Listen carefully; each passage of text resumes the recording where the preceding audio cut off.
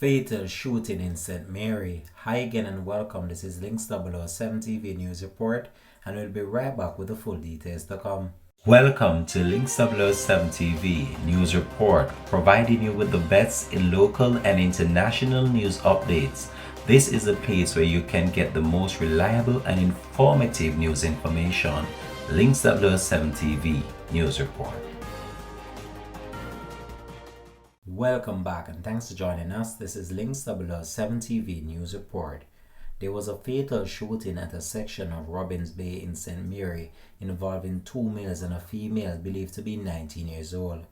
Reports reaching Links 007 TV News are that their vehicle was intercepted by unknown assailants who opened gunfire at the vehicle. One man succumbed to injuries on the spot, while the other male and the 19-year-old who was allegedly shot 3 times were transported to hospital in critical condition. The investigation continues. We'll have more details to come on this in a later newscast. Thanks for watching.